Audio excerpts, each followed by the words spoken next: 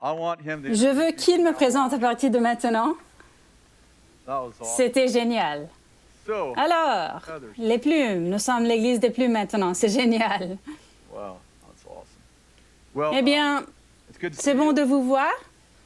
Nous sommes dans une saison sauvage. Je pense que nous sommes nés pour cela. Nous sommes nés pour cette saison, vous savez. Le tout premier mois, je pense, nous n'étions qu'à quelques jours de cette pandémie, du moins à notre connaissance. Et je me suis réveillée tôt le matin et le Seigneur m'a dit, « Tu es né pour cette saison. » Je me suis tournée vers Cathy. Il était environ 5 heures du matin. J'ai dit, « Hé, le Seigneur a dit, je suis né pour cette saison. » Elle a dit, « Monsieur Vallotton, tu es né pour cette saison. » Et j'ai dit, je pense que c'est censé être nous tous. Ce sont donc des moments passionnants dans lesquels nous vivons. Je veux partager, oh oui, mon message. Le voici. Voici le titre de mon message, Lunettes du Fils. Oui. Et vous vous dites déjà, il est de Weaverville, il ne s'est pas épelé. Mais je veux parler des lunettes du Fils. Je veux parler des valeurs fondamentales et de la façon dont nous voyons le monde. Vous savez, nous sommes dans une période intense, n'est-ce pas? C'est intense. Il faut travailler pour la paix. Je ne sais même pas si c'est scripturaire. Et nous sommes en train de diffuser en streaming en ce moment. C'est parti, un faux prophète déjà, première ligne. Il faut vraiment rester concentré pour rester en paix. Il y a toutes ces voix qui crient et les gens qui courent partout. Le ciel tombe est en train de tomber. Il faut rester centré, n'est-ce pas? Je voudrais donc parler un peu des valeurs fondamentales. Et en fait, j'ai déjà partagé des parties de ce message plusieurs fois auparavant. Mais j'ai vraiment l'impression que le Seigneur est vraiment dans ce message.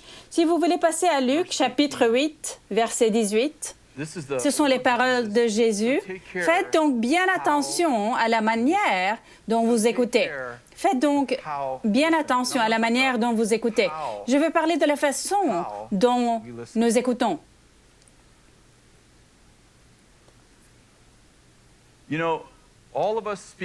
Vous savez, nous parlons tous avec un accent. Vous ne savez pas que vous en avez un jusqu'à ce que vous rencontriez quelqu'un qui en a un autre. En fait, je n'ai pas beaucoup voyagé jusqu'à mes quarantaines. Je me souviens de la première fois que je suis allée à Singapour. J'ai rencontré des gens de Singapour et je leur ai demandé aux dirigeants, nous n'étions arrivés que depuis 1 heure et je suis arrivée, nous sommes allés directement dîner et j'ai dit, vous savez, j'essayais juste de comprendre la culture parce que je n'ai jamais vraiment voyagé. Et j'ai dit, quelle est votre langue maternelle? Et ils ont dit anglais. Et j'ai dit, waouh, vous avez un accent. Ils ont dit non, vous avez un accent. Et ce que je veux dire, c'est que nous avons tous un accent, nous parlons avec un accent. Vous ne savez pas vraiment que vous en avez un jusqu'à ce que vous rencontriez quelqu'un qui en a un autre. Et puis, à votre avis, qui a l'accent quand vous rencontrez quelqu'un? Vous pensez qu'ils ont l'accent. Et je me souviens d'être allée en Angleterre, je me suis dit, oh mec, vous avez vraiment ruiné la langue anglaise. Au fait, désolé, ne soyez pas offensés, c'est une blague. OK, ils ont dit, heureusement, nous avons conservé la pureté de la langue anglaise. Nous avons un accent, nous parlons avec un accent, mais je me demande si nous comprenons vraiment que nous voyons aussi avec un accent, que vous voyez le monde à travers une lentille. Je me demande si vous savez que la façon dont vous voyez le monde n'est pas nécessairement la façon dont tout le monde voit le monde. Votre accent, mon accent, est une lentille que je ne sais même pas que je regarde à travers. C'est comme avoir un accent, comme je viens de le dire. Vous parlez à quelqu'un d'autre qui parle anglais, c'est leur première langue, mais ils ont un accent. Ils le disent différemment. Et vous vous dites, ils ont un accent. Et c'est genre, non, vous avez un accent. Et le fait est que nous voyons avec un accent. Et parce que nous voyons le monde de cette manière, nous pensons en fait que c'est la seule façon de voir le monde. Et lorsque vous rencontrez quelqu'un qui voit le monde différemment, qui pensez-vous qui a tort? Ils l'ont. Ils voient le monde à tort et ils se trompent sur ce point. Ils ne connaissent probablement pas le Seigneur comme moi. Et Jésus a dit dans Jean 8, 32, « Vous connaîtrez la vérité vous rendra libre. » Le mot « vérité » là n'est pas logos ou rhéma. Le mot « vérité » ici est le mot « réalité ». Vous connaîtrez la réalité et elle vous rendra libre. En d'autres termes, de nombreuses personnes vivent dans une réalité virtuelle qui devient une prison. Et la seule façon de sortir de cette prison est quand le Seigneur, le Saint-Esprit entre et vous donne la réalité. Vous connaîtrez la vérité, vous connaîtrez la réalité et cela vous rendra libre. Il y a tant de gens dans la vie, nous tous parfois. Nous avons ces lunettes. Il dessine sur son écran. Eh bien, je vais être un artiste. Ils ne m'ont pas laissé entrer dans l'équipe de culte, donc je vais ensuite essayer avec l'équipe artistique. Tant de fois, nous nous retrouvons avec des éraflures sur notre lentille. Nous ne savons même pas que nous les avons. Vous connaissez mon histoire. J'ai grandi dans une maison qui était très maltraitante. Ma mère était incroyable, mais j'avais deux beaux-pères qui ne m'aimaient pas. Et j'ai été sauvée à 18 ans. Cathy et moi avons été sauvés en même temps. Elle avait 15 ans et j'avais 18 ans. Nous étions avec ces gens de Jésus, des ex-hippies. Nous recevons le Seigneur juste là, dans ce groupe d'une centaine de jeunes à l'intérieur de cette maison bondée. Le leader est venu et s'est assis avec nous après la réunion par terre et il a commencé à nous enseigner ou partager avec nous sur le royaume, très simplement. Il nous a dit que nous sommes nés de nouveau et que nous sommes comme des petits-enfants. Nous avons été pardonnés. Il nous a parlé de la croix. Très brièvement. Il a amené deux hommes et il a dit, vous êtes comme de petits enfants, vous êtes entrés dans le royaume comme un enfant. Il a dit, et vous avez besoin d'un père. Et il nous a amené deux jeunes hommes qui avaient peut-être 3 ou 4 ans de plus que moi. Et il a dit, lequel de ces hommes voulez-vous qu'il soit votre père? Et j'ai juste choisi le plus beau. Il s'appelait Art Kipperman. Et il est devenu mon premier père spirituel. Vous devez comprendre que j'ai été sauvée dans d'un foyer qui était incroyablement abusif. Si vous avez utilisé le mot « père » dans ma vie, cela a immédiatement créé de l'anxiété. Autorité, je n'ai pas fait confiance à l'autorité parce que l'autorité a été utilisée contre moi. Je n'ai jamais connu d'autorité qui donne du pouvoir à quelqu'un. Mais puis plus tard, j'ai eu un autre père spirituel. Il s'appelle Bill Derryberry, un autre homme très gentil et doux. Art aussi était très gentil. Bill Derryberry a été très gentil. Et puis, j'ai rencontré Bill Johnson un an plus tard. Tous des hommes aimables, tous incroyablement gracieux, tous de la personnalité opposée de mes deux beaux-pères. Et ils m'ont aimé. Et ils ont commencé à nettoyer mes lentilles, mes lunettes. Ils ont commencé à m'apprendre ce qu'était un père. Et je me souviens que nous étions avec les Johnsons pendant 17 ans à Weaverville. Nous étions probablement ensemble, je ne sais pas, 4 ou 5 jours par semaine. Je connais Eric depuis, je pense qu'il avait environ 3 ans. Nous étions dans la salle d'accouchement quand Léa est née aussi, même. Mais je me souviens des premières années où nous étions avec les Johnsons. La famille Johnson, nous allions chez eux ou ils venaient chez nous. Et puis la nuit, nous restions souvent éveillés, Cathy et moi. Au moins 2 fois par semaine, nous parlions de ce que nous avons appris des Johnson ce jour-là. Comment ils nous ont appris à aimer nos enfants. La gentillesse de Bill. Je n'ai jamais connu un homme aussi gentil. Même lorsqu'il est en colère contre Brian ou Eric, ses fils, ils font quelque chose de mal. Et je regardais, nous parlions de la façon dont il les corrigeait et dont, même dans sa correction, il affirmait leur identité. Comment il n'a jamais laissé leurs mauvaises actions s'attacher à leur identité. Je n'ai jamais rien connu de tel. Et nous avons commencé à aimer les pères. Et j'ai commencé à avoir envie d'être père. Ma réalité était tordue. J'étais en prison et je ne le savais même pas. Et les barreaux de ce mur de prison disaient « paternité ». Et si quelqu'un prêchait sur la paternité ou parlait de la paternité, je serais honnêtement angoissée. Je me disais, vous ne comprenez pas vraiment ce que sont les pères. Et le problème, c'est que je ne comprenais pas les pères. Vous savez, quoi que vous diagnostiquiez mal, vous maltraiterez. Jésus en a parlé dans Matthieu chapitre 7, verset 3. Il a dit, vous essayez d'enlever une paille de l'œil de quelqu'un, mais vous avez une poutre dans le vôtre.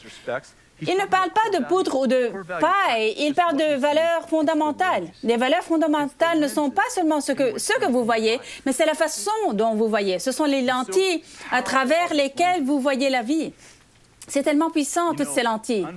Vous savez, le manque de pardon, l'amertume, la haine, le racisme, la peur, toutes ces choses égratignent nos verres. Elles nous égratignent nos lentilles et nous commençons à interpréter le monde à travers une réalité qui n'est pas du royaume. Je veux dire, la peur en ce moment est... Il faut rester concentré pour ne pas avoir peur. Ce matin, j'ai demandé à Eric de prier pour moi. Je suis venue ici et je me sentais bien. Et puis, j'ai eu un tas d'anxiété 20 minutes avant de me lever pour partager, tout à fait par hasard. Et je me suis dit, qu'est-ce qui se passe-t-il? C'est comme si nous voyagions dans ce monde de peur. Vous savez, les gens prophétiques sont en quelque sorte les pires, n'est-ce pas? Ils sont les pires parce que les gens prophétiques, ils ont la HD, la 3D, la TV avec le son surround. Donc, je veux dire, lorsque nous sommes dans le Saint-Esprit, nous sommes les personnes les plus encourageantes, mais il suffit de nous donner une petite goutte de peur et nous nous disons « Et le monde touche à sa fin ». J'ai toujours dit à notre peuple prophétique, à nos équipes prophétiques, si je vous écoute prophétiser pendant 5 minutes, cela m'en dira plus sur qui vous êtes que sur les personnes à qui vous prophétisez, parce que vous exercez toujours votre ministère en fonction de vos valeurs fondamentales. On m'envoie tout le temps, en ce moment même, des paroles prophétiques pour l'Amérique, et je les obtiens parce que je suis l'un des leaders de notre mouvement prophétique. Donc, ils sont du genre, as-tu entendu cette parole? C'est genre... La guerre civile arrive et les chrétiens doivent s'armer. Et aimez votre voisin, mais assurez-vous que vous pouvez le tuer. Et vous savez, il m'envoie ces paroles d'une demi-heure ou 40 minutes. Et il me demande, as-tu entendu cette parole? Et vous savez, ce que je fais pour être tout à fait franc, c'est que j'écoute les 5 premières minutes de la parole et je n'ai plus besoin d'écouter parce que je sais ce que la fin va être parce que je peux distinguer comment il voit le monde. Quand j'étais à Weaverville, j'ai pris des cours de pilotage. Je voulais être un pilote. Et j'ai suivi des cours de pilotage pendant environ 6 mois. J'ai suivi la formation théorique au sol et je suis montée dans l'air 5 fois. Les 3 premières fois, j'ai vomi à chaque fois. Et l'instructeur m'a dit, « Oh, c'est très courant pour les nouveaux pilotes. Ne t'inquiète pas, tu t'en remettras. » La 5e fois, il m'a dit, « Beaucoup de gens ne s'en remettent pas. » Alors, je suis restée au sol pour de bon. Mais il y a une dynamique appelée désorientation spatiale, qui fait que la plupart des pilotes s'écrasent. Genre, presque tous les petits avions s'écrasent à cause de la désorientation spatiale. Et ce que c'est que ce qui se passe lorsqu'un pilote se retrouve dans une tempête ou dans un nuage et qu'il ne peut pas voir devant lui, c'est cette sensation qui est si commune aux pilotes. Ils ont l'impression de grimper, de voler, et ils sont à l'envers, en fait. Donc, ce qu'ils font, bien sûr, c'est parce qu'ils ont l'impression d'être à l'envers et de grimper. Ils tournent, en fait, l'avion et pensent qu'ils vont en palier. Mais ce qui se passe réellement, c'est qu'ils ont maintenant mis l'avion sens dessus-dessous. Et ce qu'ils pensent être en palier est en fait, ils plongent vers la Terre. Et c'est ainsi que meurent la plupart des pilotes de petits avions. Alors, ils nous apprennent les jauges. Et ils nous disent, surveillez vos jauges. Une des choses qu'ils nous ont appris, qui était si puissante, au fait, et j'y suis allée pendant 6 mois, il y a un petit rappel presque à chaque session, même si vous apprenez d'autres choses, où l'on vous dit « Faites confiance à vos jauges ». Et ce que j'ai appris, c'est qu'en aviation, il y a 2 de chaque jauge importante sur votre tableau de bord. Donc, beaucoup d'avions n'ont pas beaucoup d'instruments, mais ils auront par exemple 2 altimètres qui vous diront si vous êtes en train de grimper ou de plonger. Vous aurez par exemple 2 jauges de lacets qui vous indiqueront si vous êtes à gauche, à droite, ou si vous avancez ou reculez. Il y a 2. Et la raison pour laquelle il y en a 2 est que si vous avez l'impression d'être à l'envers et de grimper, et que vous regardiez une jauge et elle indique que vous êtes à niveau et à l'endroit du bon côté, le sentiment est si fort que vous vous dites, eh bien, il y a probablement quelque chose qui ne va pas avec la jauge. Mais si vous regardez l'autre jauge et qui est un double et qui est également à l'endroit et à plat, il vous dit c'est 2 témoins et 2 témoins valent mieux que vos sentiments. Il vous enseigne, faites confiance à vos instruments, genre il est fort dans votre tête. Ne faites pas confiance à vos sentiments dans une tempête. Je voudrais suggérer que ces jauges sont des valeurs fondamentales, proactives, construites dans notre vie pour les tempêtes et que nous en avons besoin plus que jamais en ce moment. Ces jauges proactives. Dans Marc chapitre 4, verset 24, Jésus a fait une autre déclaration. Il a dit, « Prêtez bien attention à ce que vous entendez. » Écoutez cela. « On utilisera pour vous la même mesure que celle dont vous vous serez servi et on y ajoutera pour vous. » Quel est le sujet? Écoutez. Entendre. Et maintenant, ce n'est plus le comment, mais le quoi. Pas la façon d'écouter, mais quoi? Ce que vous entendez. Ce que vous entendez. Prêtez bien attention à ce que vous attendez. Entendez. Regardez la phrase suivante. Prêtez bien attention à ce que vous entendez. OK, super. On utilisera pour vous la même mesure que celle dont vous serez servi et on y ajoutera pour vous. Pensez-y. Votre cerveau a un filtre. Il est connu sous le nom de thalamus. Cette partie du cerveau détermine ce que vous écoutez, ce que vous croyez être vrai, ce que vous valorisez et l'expérience que vous accueillez ou rejetez. C'est votre filtre de réalité. Vous ne prêtez attention qu'à une petite partie des informations qui vous sont présentées et vous en jetez la majeure partie. Ce processus est connu sous le nom de filtrage sélectif. Nous le faisons tout le temps. Alors pensez-y, vous avez des centaines d'informations qui vous parviennent tout le temps. On ne les compte pas même. On ne les compte pas.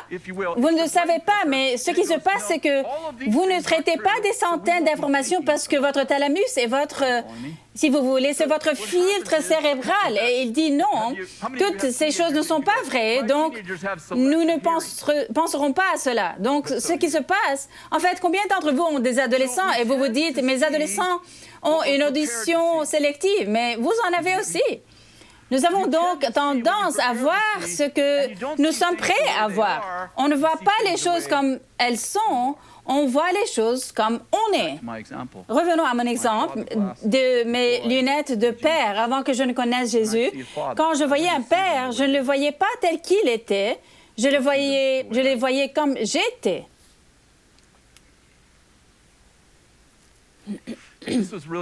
C'était vraiment un exemple puissant. Un an, j'étais en Pennsylvanie lors d'une conférence de Charles Stock. Lance Wall en parlait. Il était tout simplement brillant. Il parlait d'un message similaire. Et il y avait un baril de drapeaux, vous savez, genre les drapeaux que vous pourriez agiter durant le culte.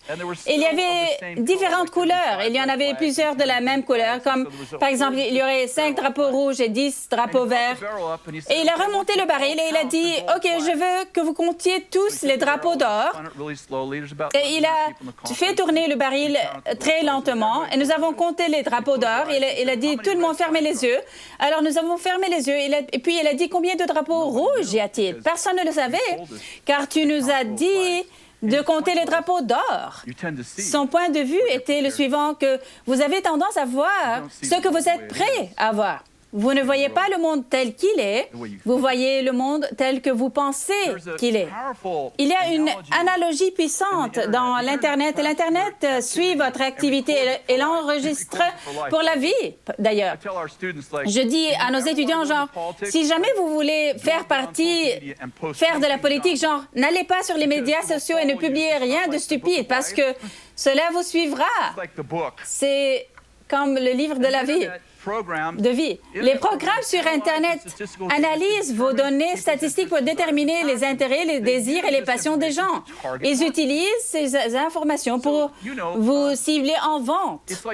Donc, comme mon fils Jason, il aime la pêche, il affiche des photos de pêche, il affiche sur Instagram et il achète des articles de pêche sur Amazon. Ce qui se passe, c'est que toute cette activité est en fait enregistrée à vie sur Internet. Ce qui se passe, c'est que donc, pour sa même mesure, vous vous souvenez, prêtez bien attention à ce que vous entendez. On utilisera pour vous la même mesure que celle dont vous vous serez servi. Donc, sa mesure est, j'aime la pêche, j'écoute des trucs de pêche, alors devinez quoi?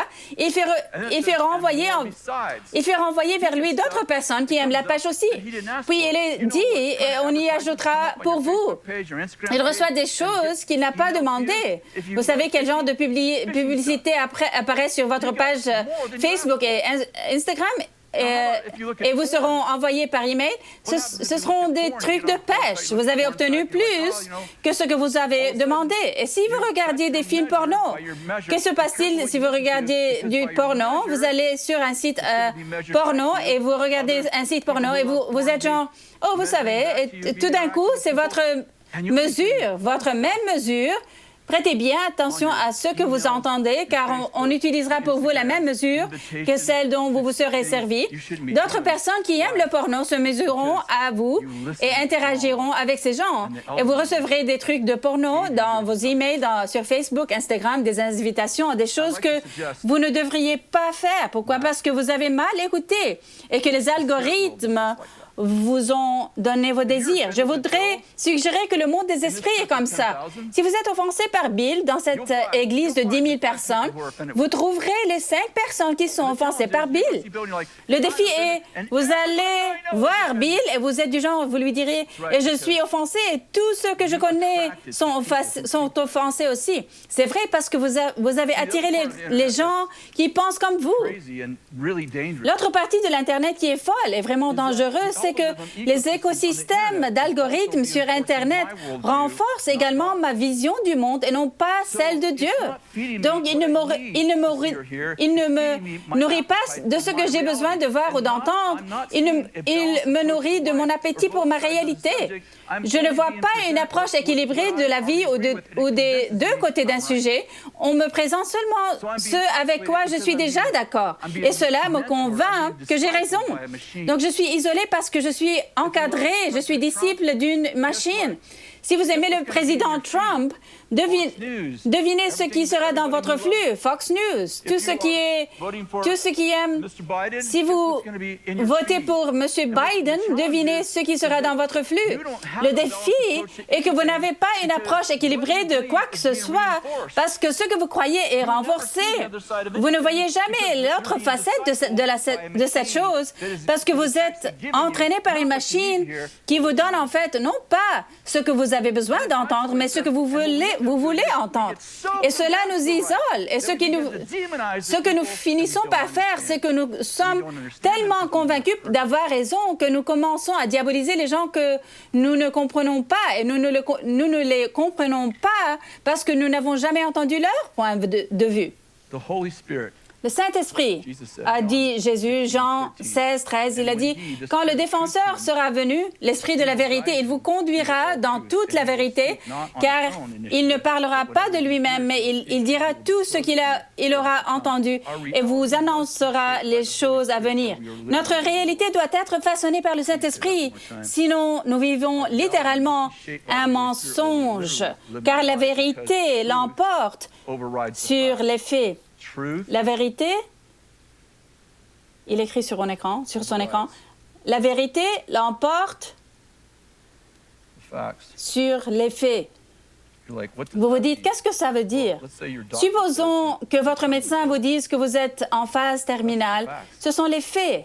Vous payez le médecin pour savoir cela. Je ne voudrais pas que le médecin me fasse des examens et sache qu'il me reste 6 mois à vivre et qu'il vienne au bureau me dire, vous êtes tout bien. Non, je le paie pour qu'il me raconte les faits. Je veux savoir quels sont les faits, mais combien d'entre vous savent? Je ne demande pas la vérité à mon médecin. Le Saint-Esprit me dit la vérité. Je dis que si les médias vous entraînent, vous connaissez peut-être les faits et vos faits pourraient même être exacts. Mais je propose que ce soit les faits, mais ce n'est pas la vérité. Ce ne sont pas les faits qui vous rendent libre, mais la vérité qui vous rend libre.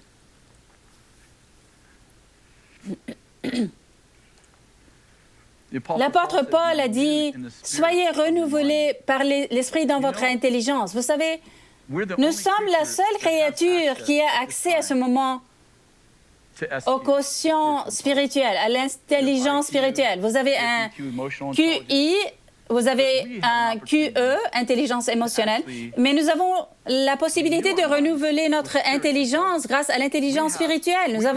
Nous pouvons ajouter à notre vie une vérité qui transcende les faits.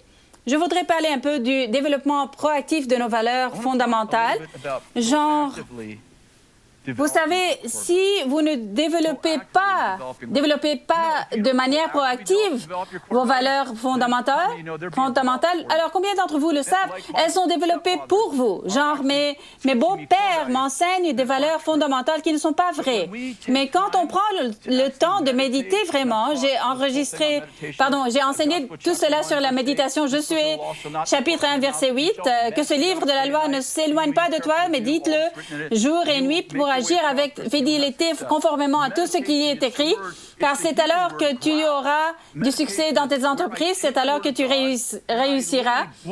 Méditation, c'est le mot hébreu grognement. La méditation est là où je prends la parole de Dieu et je fais littéralement bulldozer de nouvelles voies neurales dans mon esprit pour que je commence à penser comme Dieu. Je prends de manière proactive des versets comme « Tout contribue au bien », Romains 8, 28, de ceux qui aiment Dieu, de ceux qui sont appelés conformément à son plan.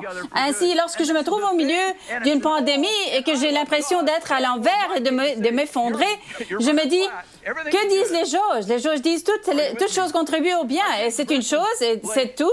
Et j'aime Dieu, c'est pourquoi mes jauges disent tout est à plat, tout est bon.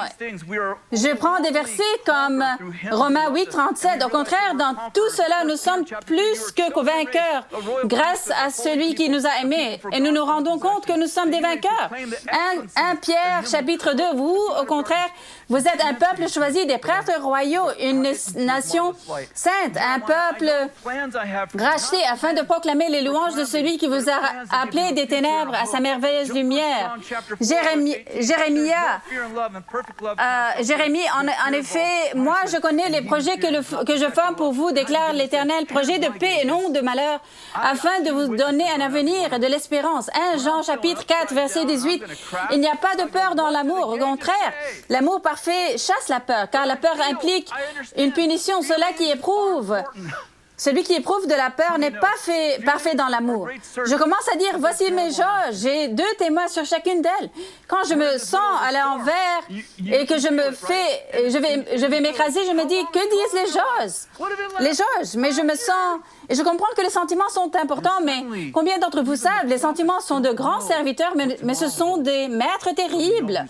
Nous sommes au milieu de cette tempête, et vous pouvez la sentir, n'est-ce pas? Vous sentez genre, combien de temps le COVID va-t-il durer? Et si cela dure 5 ans?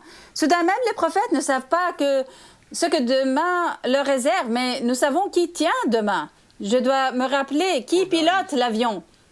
Les valeurs fondamentales déterminent la façon dont nous voyons Dieu, les événements que nous attribuons à Dieu.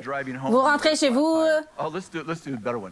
vous allez à l'église en voiture et vous allez être le prédicateur et vous avez un pneu crevé, d'accord? Vous avez 3 sources. 3e ciel, Dieu a fait cela. 2e ciel, le diable l'a fait. 1er ciel, je suis stupide, j'aurais dû acheter de nouveaux pneus. celui à qui vous attribuez cela en dit long sur vous.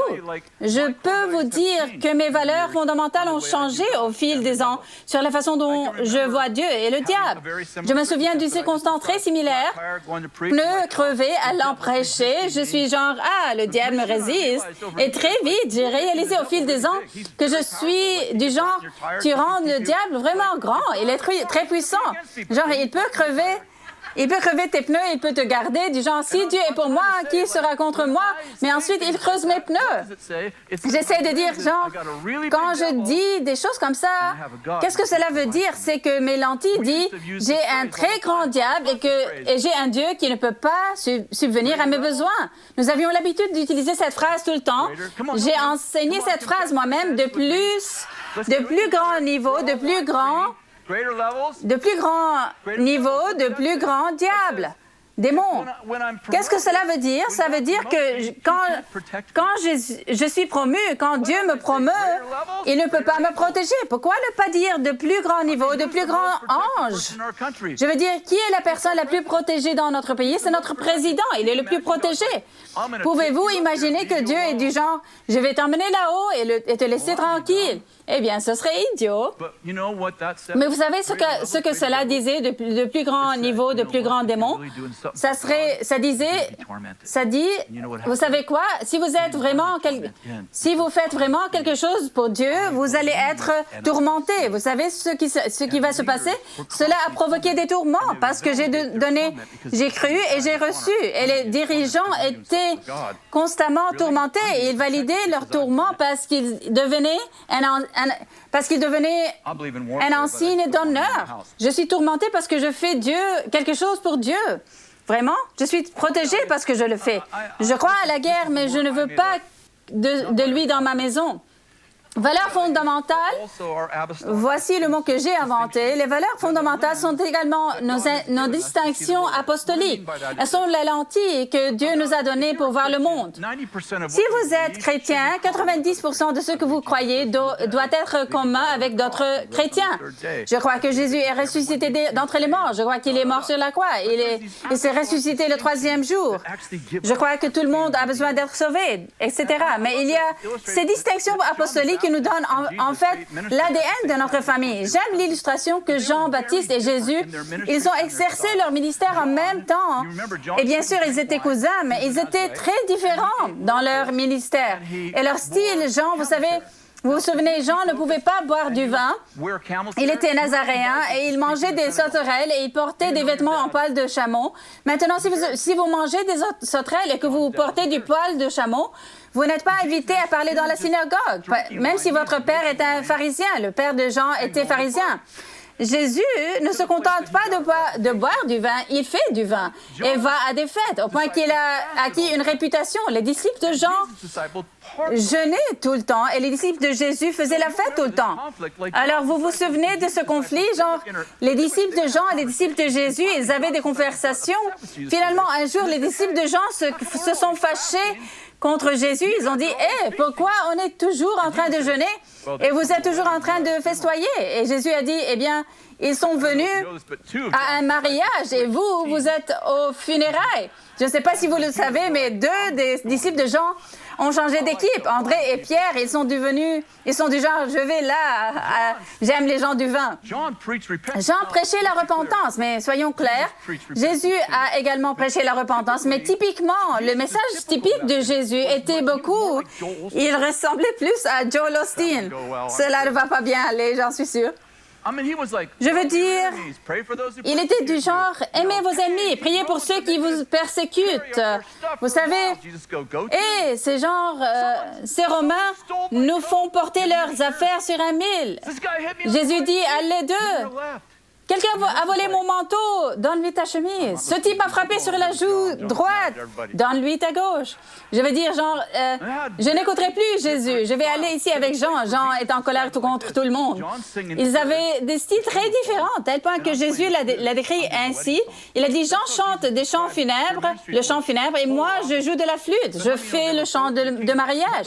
C'est ainsi que Jésus l'a décrit. Leur ministère était aux antipodes l'un de l'autre. Mais combien d'entre vous savent qu'ils étaient tous les deux dans le royaume? En fait, avez-vous remarqué que les disciples de Jean n'ont jamais fait de miracle? Ils marchaient avec Jésus et n'ont jamais fait de miracle. Les disciples de Jésus ont reçu l'ordre de guérir les malades, de ressusciter les morts et de chasser les démons. Les disciples de Jean ne guérissent personne. Ils ne chassent pas les démons. Pour autant que nous sachions, Jean n'a jamais fait de miracle. Puis un jour, Jésus, avant de commencer son ministère, vient voir Jean et il dit à Jean, « J'ai besoin que tu me baptises. » Souvenez-vous que le baptême de Jean est en fait un baptême de repentance, c'est-à-dire qu'il faut avoir péché. Jean dit, « Je vais te baptiser, je ne pense même pas être digne de détacher la courroie de tes sandales. » Et Jésus est du genre, « Tu ne l'es pas, mais baptise-moi quand même. » Et Jésus se fait baptiser dans le ministère de Jean. Lorsqu'il sort de l'eau, une voix du ciel qui dit, « Celui-ci est mon fils bien-aimé, qui a toute mon approbation. » C'est ainsi qu'il commence, il sort de l'eau et commence son ministère miraculeux. Savez-vous quand cela s'est passé? Quand il a reconnu la paix sur la vie d'un autre homme qui était différent du sien. Êtes-vous avec moi? Ce sont les distinctions essentielles. C'est genre, vous avez une façon de voir le royaume, vous êtes censé, regardez le royaume de cette façon. Ne buvez pas de vin. Jeûnez, prêchez dans le désert. Eh bien, ces gars n'iront même pas à un mariage si vaniteux, juste en colère contre tout le monde. Les disciples de Jean sont du genre, tout ce que nous faisons, c'est de jeûner tout le temps. Nous sommes spirituels. Ces gars boivent du vin, vont à des fêtes, font des trempettes de vin. Et Jésus est du genre, tout est dans le royaume. Tout est dans le royaume. Jean a une façon de voir le royaume parce que c'est un appel à sa vie. Il reste dans sa voie. Jésus a une autre façon de voir le royaume. De toute évidence, Jésus est Dieu. Donc, nous réduisons simplement maintenant Jésus dans son ministère terrestre. Il a une façon de voir le monde. C'est son appel dans la vie. Ses disciples ont suivi son chemin. Les disciples de Jean ont suivi leur chemin. Et ils avaient tous les deux raison, mais très différents. Je voudrais parler pendant quelques minutes de nos distinctions apostoliques de mon point de vue. Il y a des années, vous savez, je vous ai dit que nous avons grandi dans la maison de Bill, en gros. Puis Bill est parti après 17 ans à Weaverville et nous avons été séparés pendant quelques années. Nous voyons Bill de temps en temps, mais Bill allait au Colorado. Mes enfants, ma fille et mon beau-fils se sont mariés et la semaine suivante, ils ont déménagé au Colorado pour diriger une base de GEM. Et ils étaient donc là et ils ont invité Bill à venir parler environ 2 ans plus tard. Alors Bill m'a dit, pourquoi ne viens-tu pas avec moi? Nous ne nous sommes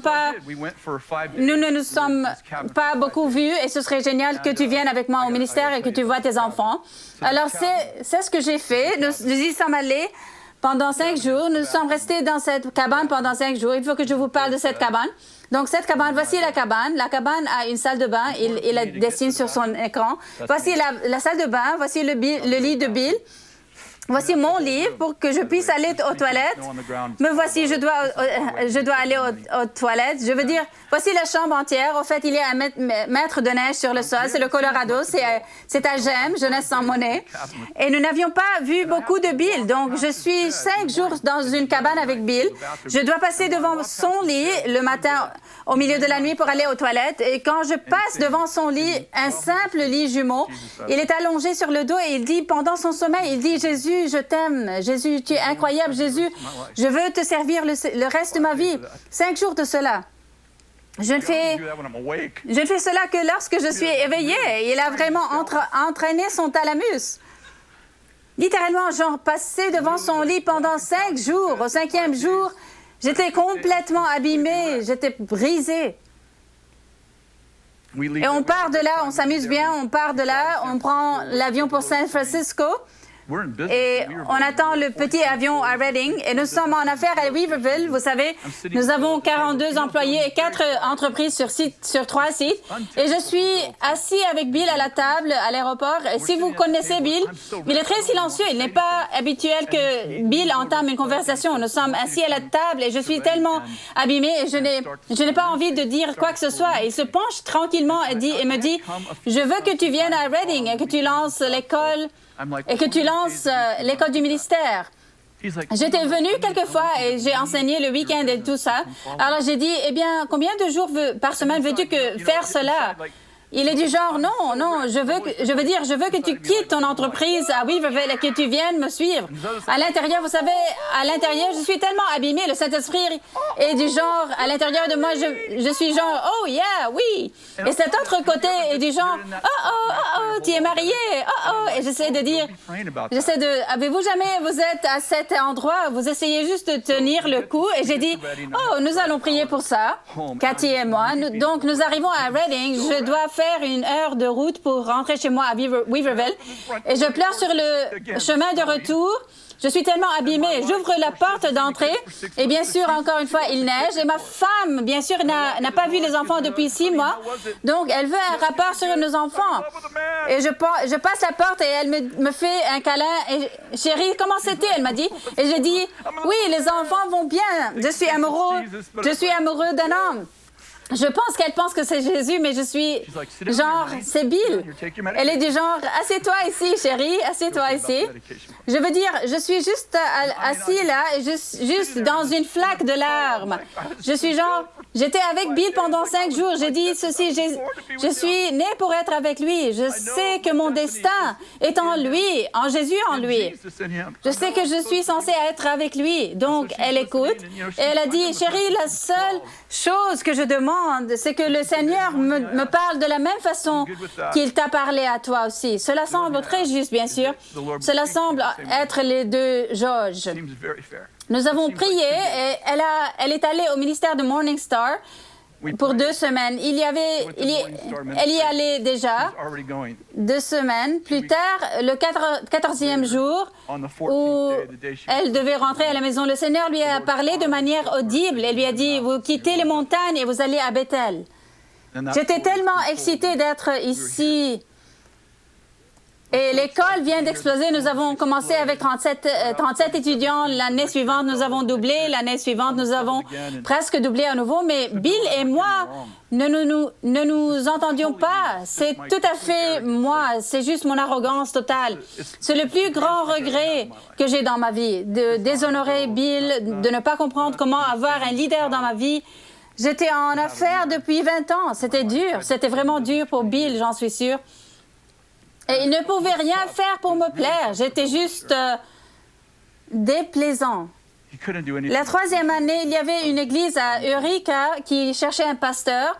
J'y avais exercé mon ministère à de nombreuses reprises et je savais qu'ils allaient me demander d'être leur pasteur. Alors, je suis allée voir Bill et j'ai dit, je pense à prendre cette église à Eureka. Je m'attendais à ce qu'ils disent. Eh bien, ça semble être un bon plan, vous savez.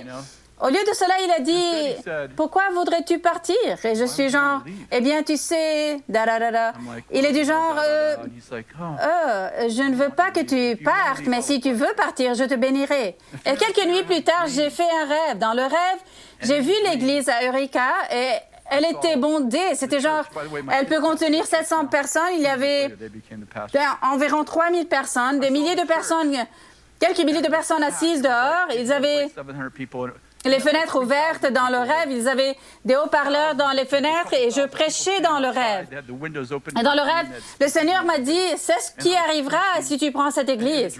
Et je me souviens encore du sentiment d'excitation. Puis le rêve a changé. C'était comme si je regardais la Terre à travers le télescope Hubble. Et le Seigneur a dit, mais tu ne toucheras jamais à ça, à la terre. Puis il m'a dit, seuls toi et moi saurons que tu as échoué. Ce sera notre secret. Je pleurais et Cathy s'est réveillée et je lui ai raconté le rêve et elle a dit, je te le disais depuis des années.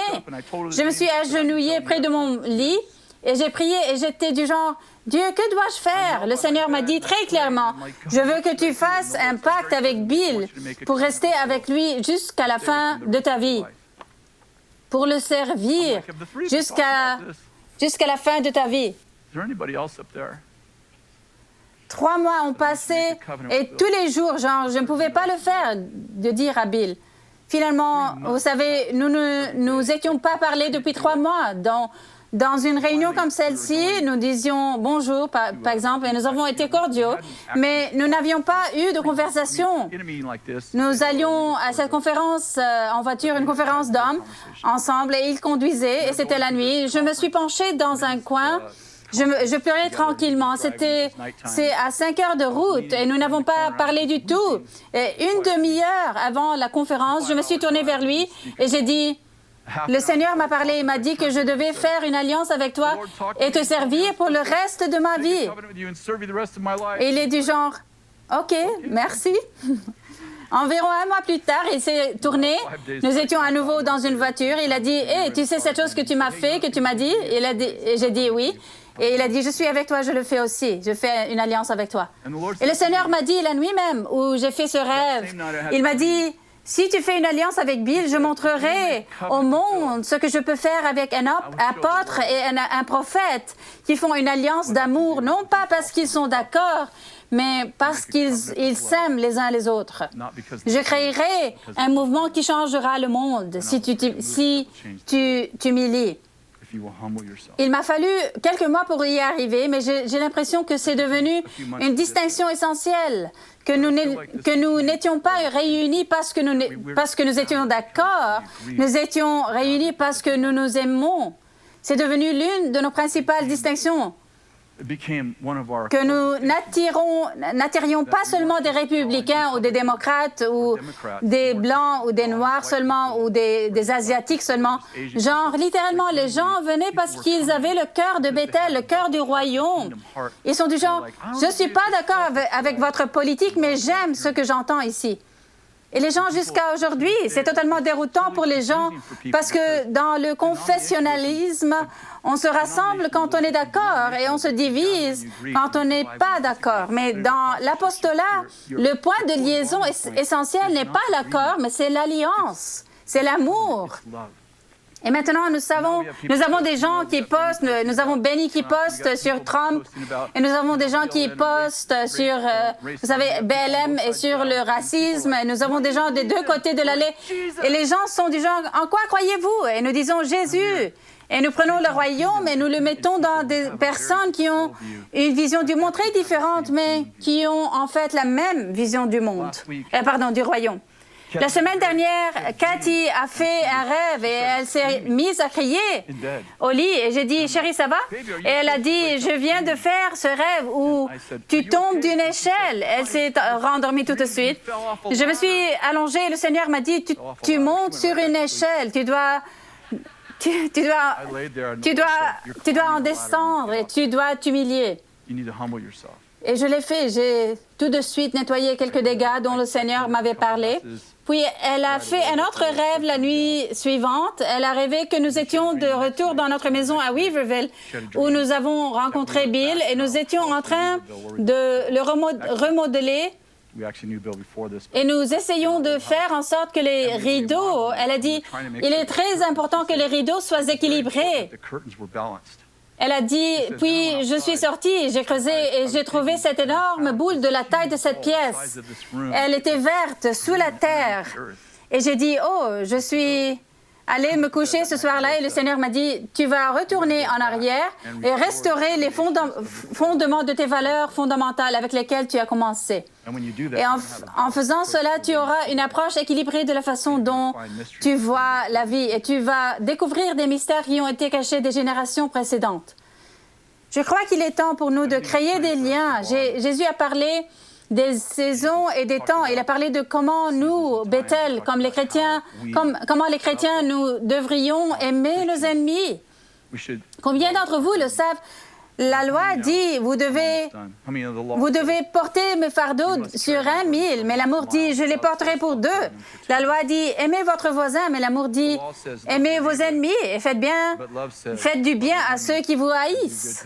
La loi dit, j'ai des droits, mais l'amour dit, j'ai une responsabilité. La loi dit, défends-toi, mais l'amour dit, donne ta vie pour les autres. Et la loi dit, œil pour œil, mais l'amour dit, pardonnez à ceux qui vous ont fait du mal.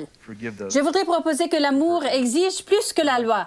Je trouve amusant que nous ayons ces valeurs fondamentales d'amour mutuel, mais nous sommes en dessous de l'esprit de l'époque. Et nous commençons à accuser les gens et à les haïr. Nous allons sur Internet et disons des choses terribles sur les médias sociaux. On nous a dit de prier pour nos gouverneurs, nos présidents et nos dirigeants, et nous accusons. Vous savez, je comprends, il n'est pas nécessaire d'être d'accord avec quelqu'un pour l'aimer, mais vous devez honorer les personnes qui vous servent. Je crois vraiment que Dieu nous rappelle à l'honneur et à l'humilité. Ne pas juger les gens, être gracieux envers les personnes qui ne le méritent pas. Vous savez, les Romains exigent des Juifs qu'ils portent leur sac sur 1 kilomètre. Il y avait une loi selon laquelle ils pouvaient avoir n'importe qui, n'importe quel civil. Ils sont du genre, Jésus, les Romains nous font porter leur sac sur 1 mille. Et Jésus leur dit, allez 2 000. Ce type m'a poursuivi, il a pris mon manteau. Et Jésus dit, donne-lui ta chemise. C'est Jésus. Pour une raison quelconque, on a l'impression de voler selon nos sentiments au lieu de nos jauges. C'est comme si nous avions laissé nos valeurs fondamentales pour entrer dans le combat politique. Et j'aimerais proposer que les machines nous apprennent comment nous comporter, mais elles ne savent rien sur le QE ou le QS. Quotient spirituel. Je pense que c'est vraiment important, quelles que soient vos convictions politiques. Vous n'avez pas besoin d'affaiblir vos convictions politiques pour maintenir le royaume au centre de toutes vos attitudes et actions. Et j'aime cette maison d'église parce que nous sommes devenus une maison où les gens peuvent penser par eux-mêmes et faire encore partie de la famille. Si vous pensez différemment, vous n'êtes pas dehors parce que vous n'êtes pas entré par votre pensée. Veuillez vous lever, je voudrais prier pour vous. Si vous regardez sur Bethel.tv ou YouTube, je veux juste vous dire, nous vous aimons. J'espère que vous n'êtes pas offensés par mon message sur aucune infraction. Seigneur, je te remercie juste pour ce que tu fais en ce moment. Je prie simplement pour que tu mettes le royaume dans le cœur de chaque personne présente dans cette salle. Que littéralement, que nous ne serions pas loyaux envers les démocrates, les républicains, envers ce groupe ou envers ce groupe, mais nous serions loyaux envers le roi et son royaume, que nous concluions un pacte selon lequel tu es celui que nous suivons. Et Seigneur, je prie pour que nous puissions briser l'esprit de l'âge et laisser le Saint-Esprit nous conduire dans toute la vérité. Amen. Que Dieu vous bénisse. Merci beaucoup pour votre temps.